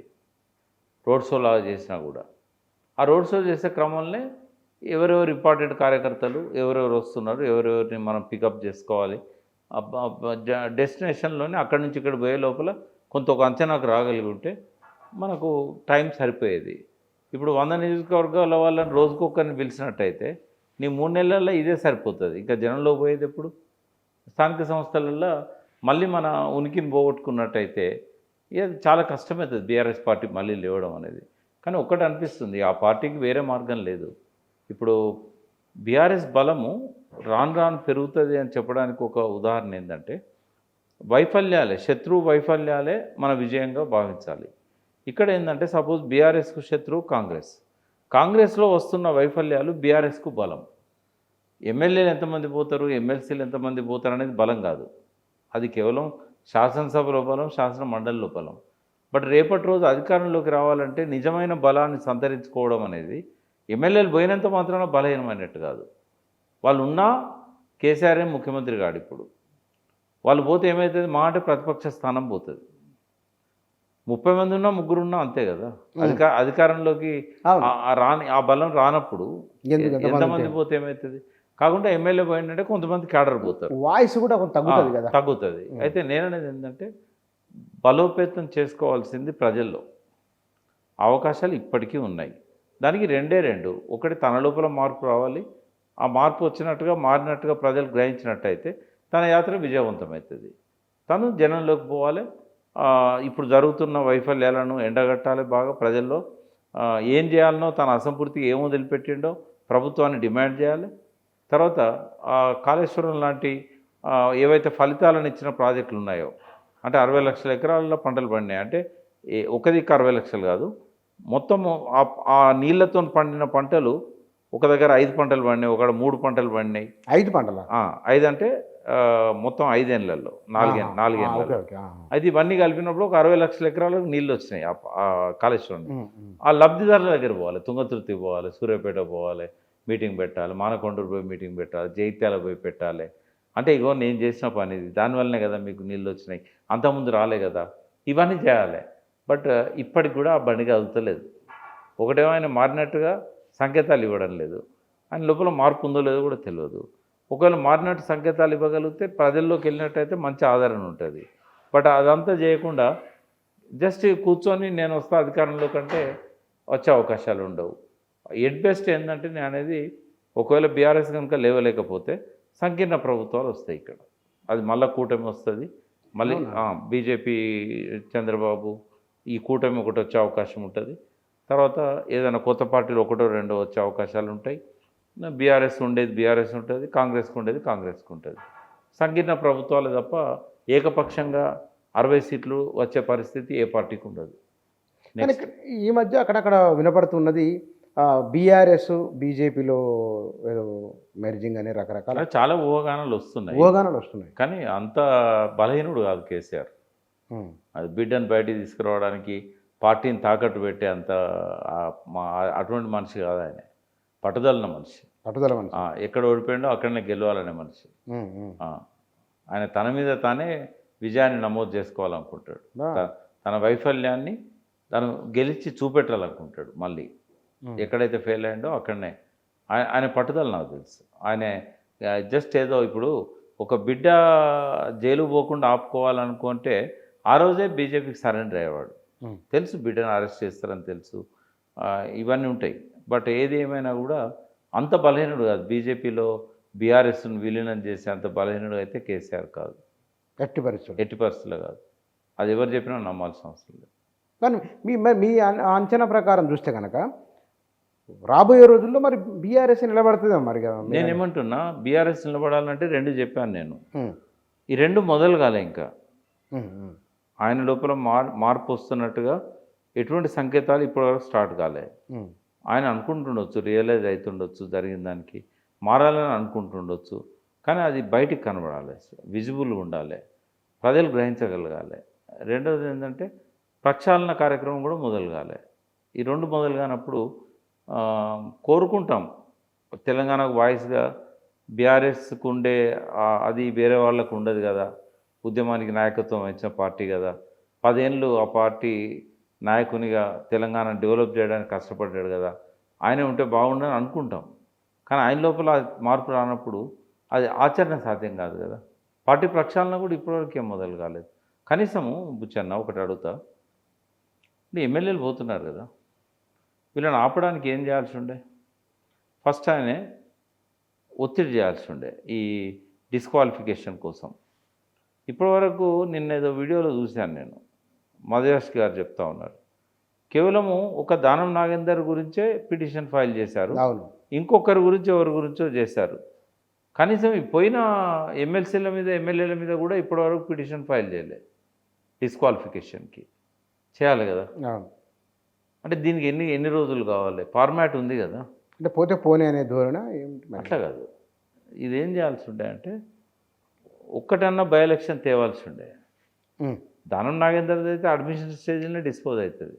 ఉమ్, ఎందుకంటే ఆయన ఎమ్మెల్యే ఈ పార్టీ నుంచి గెలిచిండు, ఎంపీగా ఆ పార్టీకి నామినేషన్ వేసిండు. అవును. దానికి విచారణ అవసరమా? అసలు ఎలక్షన్ కమిషనే చేయాలి ఆ పని, డిస్క్వాలిఫై చేయాలి ఏకపక్షంగా. ఉమ్, దానికి ఎవరు అప్లికేషన్ కూడా అక్కర్లేదు, సోమోటో తీసుకొని చేయాలి. ఉహు, ఎప్పుడైతే ఆయన నామినేషన్ వేసిండో ఉమ్, సోమోటో తీసుకొని చేయాలి. ఇప్పుడు 2 ఎలక్షన్ కమిషన్ దానిలో ఉన్నాయి కదా. ఏమని? ఒక పార్టీ నుంచి ఎమ్మెల్యే గెలిచిండు బీఫామ్ మీద, ఇంకో పార్టీ నుంచి బీఫామ్ తీసుకున్నాడు ఎంపీకి. దానికి ఏ ప్రూఫ్ కావాలి ఎలక్షన్ కమిషన్కి? మరి ఎందుకు చేయలేదు? మేనేజ్ చేశారు. ఉమ్, ఎలక్షన్ కమిషన్ అయితే సీరియస్గా తీసుకోవాలి కదా, తీసుకోవాలి. సుమోటో చేయాలి. ఉమ్, చేస్తే బై ఎలక్షన్ వస్తుంది కదా. ఉమ్, ఒకవేళ వాళ్ళు చేయలేదు, నువ్వు కోర్టులో దాన్ని స్పీడప్ చేసి బై ఎలక్షన్ తీసుకురావాలి. ఉమ్, ఒక బై ఎలక్షన్లో కనుక ప్రజలు ఆయన ఓడించిండ్రు అనుకో, ఇంకెవడు పోడు కదా పార్టీ వదిలిపెట్టి. ఉమ్, ఉమ్, ఎమ్మెల్యేలు ఎవరు? పోరు కదా, ఉమ్, పోతలేదు. అంటే సామధాన భేద దండోపాయాలు ఈ 4 ఉపయోగించాలి. మహాభారతమే చెప్పింది కదా. ఉమ్, ఈ 4 ఏది ఉపయోగిస్తలేదు. ఏది ఉపయోగించుకున్నప్పుడు నువ్వు శక్తిహీనుని కదా, నీకే శక్తి లేదా. మరి మీలాంటి వాళ్ళు ఎందుకు పోతారు? మరి చెప్పొచ్చు కదా మీరు. ఇన్నేళ్ల పాటు ఆయనతో కలిసి ఉన్నవాళ్ళు, ఆయన ఎంబడి కలిసి తినేవాళ్ళు, సలహాలు ఇచ్చిన వాళ్ళు ఇప్పుడు ఎందుకు? అంటే నేను మీడియాలోనే చెప్తున్నా కదా బుచ్చన్న, ఇంకా చెవులో చెప్పాల్సిన అవసరం ఏంటి? ఇప్పుడు కొన్ని చెవులో చెప్పాల్సిన దశలో చెవులో చెప్తాం. ఇప్పుడు అందరూ రోడ్డు మీద పడ్డ తర్వాత ఇప్పుడు చెవులో చెప్పాల్సిన పరిస్థితి ఎందుకు? ఓపెన్గానే చెప్తున్నాం మనం. వాళ్ళు దాన్ని తీసుకోవచ్చు కదా. నేనే కాదు, నా ప్రొఫెసర్ నాగేశ్వర్ ఆయన చెప్పే సలహాలు ఆయన చెప్తున్నాడు. కోదండరాం లాంటి వాళ్ళు ఈయన ఈ తప్పులు చేసిండు అని కోదండరాం చెప్తున్నాడు. అంటే తెలంగాణలో కొంత గౌరవం ఉన్న వాళ్ళంతా చాలామంది చెప్తున్నారు కదా, అలా నుంచి వాళ్ళు తీసుకోవచ్చు కదా. వాళ్ళకి అర్థమవుతుంది, వాళ్ళకి తెలుసు. బయట నుంచి వినాల్సినంత అధోగతి వాళ్ళకు ఉంటుందని నేను అనుకోవట్లేదు. బట్ ఎందుకో ఏం అడ్డం వస్తుందో తెలియదు. కేసీఆర్ గారు మనం అనుకున్నంత కాదు కదా, ఆయన చాలా మేధావి, చాలా వ్యూహకర్త, అందరికంటే ఎక్కువగా లోతుగా ఆలోచించగలిగే వ్యక్తి. ప్రజల పరిస్థితి తనకు బాగా తెలుసు. సరే కొన్ని వైఫల్యాలు వస్తుంటాయి, బట్ తను ఎందుకు ఆలోచించట్లేదో మనకు అర్థం కావట్లేదు. ఆలోచిస్తున్నాడేమో, బయటికి చెప్పట్లేదేమో. అంటే కొన్ని అడ్డం వస్తూ ఉంటాయి. ఏది నాకే చెప్తారా అనేది? అంటే ఏవైనా కావచ్చు. కొంత అహం అనేది ఎప్పుడు కూడా మనిషిని దెబ్బతీస్తుంది. ఇప్పుడు ఎంత గొప్పవాడు నేను. ఇప్పుడు చంద్రబోస్ పాట ఉంది చూసారా, మౌనంగానే ఎదగమని మొక్క నీకు చెప్తుంది అని. అంటే ఒక చెట్టే ఒక మంచి ఎగ్జాంపుల్ అది మనకు. కేసీఆర్ మహావృక్షం కదా. ఏ వృక్షమైనా రూట్స్ ఎక్కడున్నాయి? భూమిలో. అదే వేర్ల పురుగుదలతో ఏమవుతుంది? చెట్టు పడిపోతుంది. ఎంత బలమైన చెట్టు అయినా పడిపోతుంది. ఎన్ని కొమ్మలున్నా ఉపయోగం లేదు. కాబట్టి తన రూట్స్ ఎక్కడనే తను అర్థం చేసుకోవాలి. తెలంగాణ ఉద్యమంలో ఉన్నాయి తన రూట్స్. ఆ ఉద్యమకాలనే ఆయన వదిలేశాడు.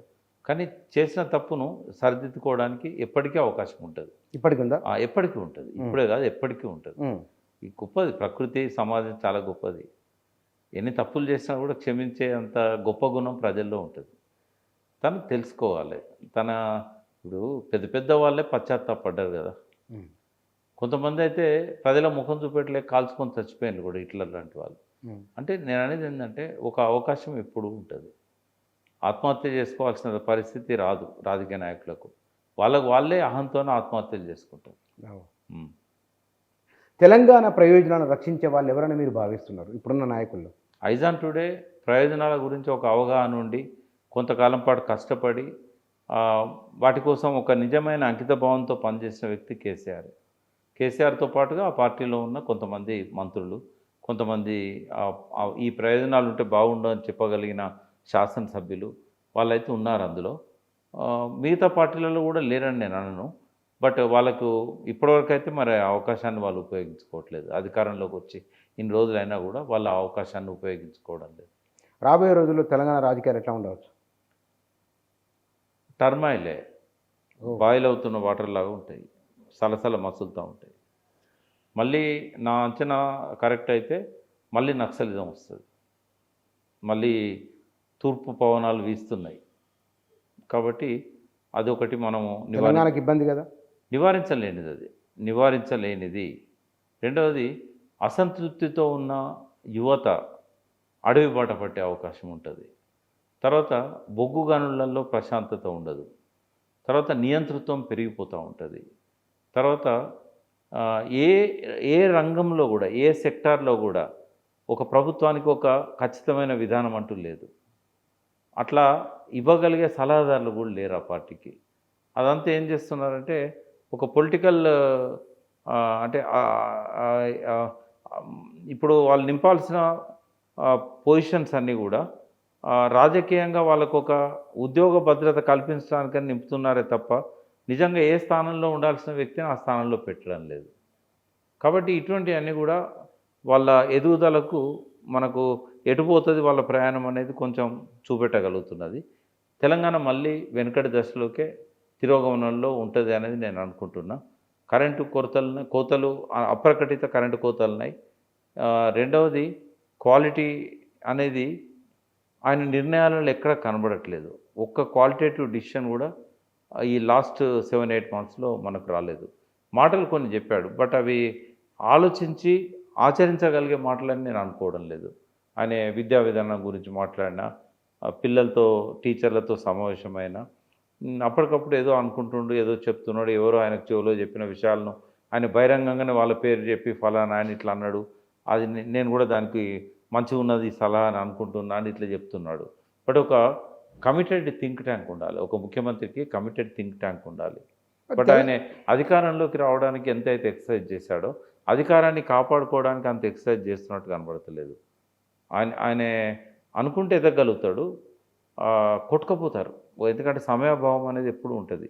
ఒక పొజిషన్లోకి వచ్చినాక అంతకుముందు రేవంత్ రెడ్డికి చాలా టైం ఉండేది, ఆయన చేయాల్సిన పనులన్నీ కూడా ఆయన టైం ఆయన చేతిలో ఉండేది. ఇప్పుడు ఆయన టైం ఆయన చేతిలో ఉండదు. ముఖ్యమంత్రి అయిన తర్వాత కొన్ని నెట్టుకొస్తున్న సమస్యలు ఉంటాయి, కొన్ని ఎక్స్పైర్ అవుతున్న సమస్యలు ఉంటాయి. Chief secretary, intelligence chief, DGP రకరకాలుగా ఆ టైంను తింటూ ఉంటారు. అవి ప్రిన్సిపల్ సెక్రటరీసు, తర్వాత తనను ఇంతకాలం భుజాల మీద మోసి తనను సీట్లో కూర్చోబెట్టిన వాళ్ళు. కాబట్టి ఆయన టైం ఆయన చేతిలో లేదు కాబట్టి ఇటువంటి సమస్యలన్నీ వస్తాయి. కానీ మీరు తెలంగాణ డిస్టర్బ్, ఇప్పుడు తెలంగాణకు గడిచిన 10 ఏళ్ల కాలంలో ఏ మాట కామాట అది కొంత అభివృద్ధి దశలో తెలంగాణ కనబడింది మనకు. దాని కొనసాగింపు ఇప్పుడు మరో అభివృద్ధి నమూనాతో రేవంత్ రెడ్డి వస్తున్నాడు అనుకోవచ్చు.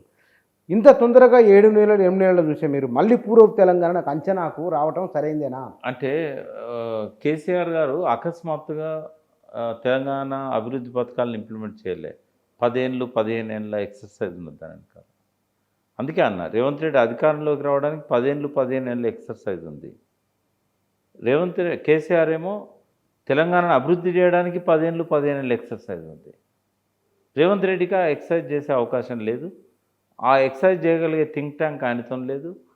ఆయన ఎన్నడూ కూడా సీరియస్గా పట్టించుకున్నట్టు కూడా కనబడదు. ఒక్కొక్క రంగంలో ఏం మార్పులు తీసుకురావాలి, ఏం జరుగుతుంది, ఇవన్నీ కూడా పట్టించుకున్నట్టు కనబడదు. ఎందుకంటే మనం గమనించినట్టయితే ఆయన దాదాపు 5 ఏళ్ళు పిసిసి అధ్యక్షుడు ఉన్న కాలంలో 3 ఏళ్ళు అంటే అంతకుముందు వర్కింగ్ ప్రెసిడెంట్, ఆ పీరియడ్ అంతా కూడా ఆయన పార్లమెంట్ సభ్యుని ఉన్నాడు.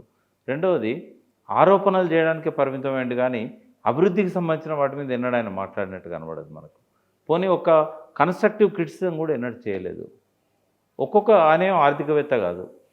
ఇప్పుడు మా ప్రధాన సమస్య ఆర్థికమే. మరి కేసీఆర్ రాజారెడ్డి లాంటి వాళ్ళను పెట్టుకున్నాడు, చాలా అనుభవజ్ఞులైన వాళ్ళని పెట్టుకున్నాడు, వాళ్ళ సలహాలను పాటించిండు ఆయన. బట్ చేయట్లేదు ఆయన. ఒక అకాడమిక్ వేత్తను పబ్లిక్ సర్వీస్ కమిషన్ చైర్మన్గా పెట్టుకున్నాడు కేసీఆర్. ఒక పోలీస్ ఆఫీసర్ని పెట్టుకున్నాడు ఆయన. అంటే పోలీస్ ఆఫీసర్ల ఆలోచనలు ఎట్లుంటే మీకు తెలుసు. వాళ్ళు అసలు ఒప్పుకోరు, ధర్నాలు నినాదాలకు అసలు ఈల్డ్ గారు వాళ్ళు.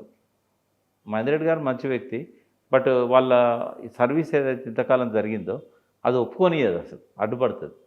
కాబట్టి ఎలక్ట్రిసిటీ బోర్డే ఉంది. ఎలక్ట్రిసిటీ డిపార్ట్మెంట్లో ఆరితేరిన వాళ్ళను, రిటైర్ అయిన వాళ్ళని కేసీఆర్ పెట్టుకున్నాడు. ఈయన రంగానికే సంబంధం లేదని ఐఏఎస్లను పెట్టుకున్నాడు. ఐఏఎస్లు ఏంటంటే వర్క్ టు రూల్ చేస్తారు వాళ్ళు. వాళ్ళు ఇక్కడ ఇవన్నీ పట్టించుకోరు. ప్రజల ఆలోచనలు ఏంది, ప్రజల అవసరాలు ఏంది, ఇది ఉండదు వాళ్ళకి. కాబట్టి రేవంత్ రెడ్డి గారి పరిపాలనా పద్ధతిని కనుక సునిశ్చితంగా పరిశీలించినట్టయితే, కేవలం ఆయన మాట్లాడే మాటలను పక్కకు పెట్టి జరుగుతున్న దాన్నంతా లోతుగా అధ్యయనం చేసినట్టయితే, ఆయన పెట్టిన సెక్రటరీలు, వాళ్ళు చేస్తున్న పనులు, ఈయన తీసుకున్న నిర్ణయాలు, వెనకాల ఒక భావదారిద్ర్యం, ఇవన్నీ చూసినట్టయితే జర్నీ సరిగా లేదని మాత్రం చెప్పగలుగుతాం. పిక్చర్ని సరిదిద్దుకుంటారా లేదా అనేది ఆయన ఇష్టం. చూద్దాం sir. Thank you very much. కానీ ఈ ఇంటర్వ్యూలో నిజంగానే ఇద్దరికి అధికార విపక్షాలకు సంబంధించిన 2 విలువైన సూచనలు ఉన్నాయి. ఇటు ఈ ముఖ్యమంత్రికి, మాజీ ముఖ్యమంత్రికి, ఇద్దరూ నిలబడడానికి, తప్పులు సరిదిద్దుకోవడానికి ఇంకా అవకాశం ఉన్నదనే దానితో పాటుగా ఏ విషయాల్లో ఎవరెవరు ఎట్లా మారాలనో కూడా ఉన్నది. దీంతో పాటు తెలంగాణ సమాజం ఎట్లా ఉంటే బాగుంటుంది, ఎట్లా ఉండాలి అనేది కూడా వీరిపైనే ఆధారపడి ఉన్నది అని. చంద్రబాబు నాయుడు వచ్చినా, లేకపోతే కనుక తెలంగాణకు మరో ప్రాంతీయ పార్టీ వచ్చినా, ఏం జరిగినా సరే కానీ ఈ ఇద్దరు నాయకుల విషయంలో ఏ మార్పులు చేసుకోవాలనో వారి అభిప్రాయాలు, సూచనలు ఇవి. Thank you.